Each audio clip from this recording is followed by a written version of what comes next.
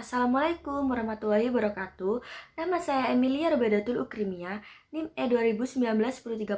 Saya dari Prodi Perbankan Syariah 1, Fakultas Ekonomi dan Bisnis Islam, Institut Agama Islam Negeri Jember.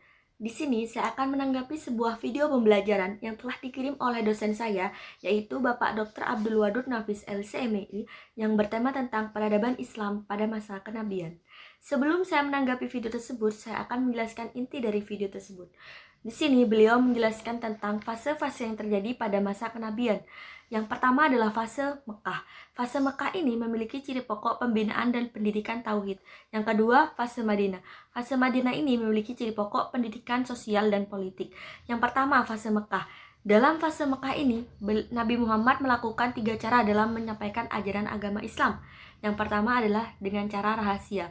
Dalam rahasia ini, Nabi Muhammad menyampaikan ajaran agamanya Islam itu melalui orang-orang terdekat seperti keluarga dan sahabat-sahabat Nabi Muhammad.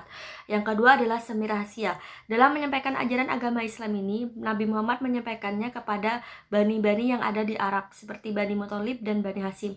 Yang ketiga dengan cara terang-terangan. Dalam penyampaian terang-terangan ini, Nabi Muhammad menyampaikannya kepada masyarakat Arab dan hamba-hamba sahaya. Nah, dalam penyampaian ajaran agama Islam ini, tidak semua masyarakat Quraisy mau menerimanya. Ada beberapa penolakan. Yang pertama adalah penolakan secara lunak.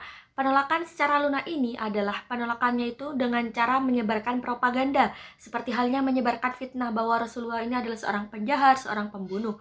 Yang kedua adalah penolakan semi lunak. Penolakan semi lunak ini dilakukan dengan cara membujuk Nabi dan untuk agar menghentikan dakwah Islamnya. Yang ketiga adalah penolakan secara kasar dan keji. Dalam penolakan secara kasar dan keji ini, masyarakat Quraisy ini melakukan penyiksaan baik secara fisik maupun non fisik. Nah, dakwah yang dilakukan Nabi ini juga tidak berjalan dengan mulus. Ada beberapa tantangan karena ada beberapa faktor. Yang pertama adalah bidang politik dan kekuasaan, yang kedua sosial, yang ketiga agama dan keyakinan, yang keempat budaya, dan yang kelima adalah ekonomi. Yang kedua adalah fase Madinah. Nah, dalam fase Madinah ini ada beberapa sebab bahwa Nabi Muhammad ini melakukan hijrah ke Madinah. Yang pertama adalah perbedaan iklim di kedua kota mempererat dilakukannya hijrah. Yang kedua, nabi-nabi umumnya tidak dihormati dan dari negara-negaranya sah. Dan bahkan Nabi Muhammad pun tidak diterima oleh kaumnya sendiri. Yang ketiga adalah tantangan yang Nabi hadapi tidak sekerasa di Mekah. Dan perlu diketahui juga, dalam periode ini pengembangan Islam lebih dikenal pada dasar-dasar pendidikan masyarakat Islam dan pendidikan sosial kemasyarakatan.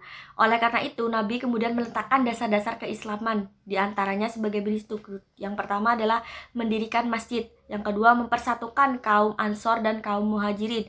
Yang ketiga, perjanjian saling membantu untuk sesama kaum muslim dan sesama kaum bukan muslim. Yang keempat, meletakkan dasar-dasar politik, ekonomi, dan sosial untuk masyarakat baru. Yang kelima adalah mengadakan perjanjian dengan seluruh penduduk Madinah, baik yang sudah masuk Islam maupun yang baru masuk Islam.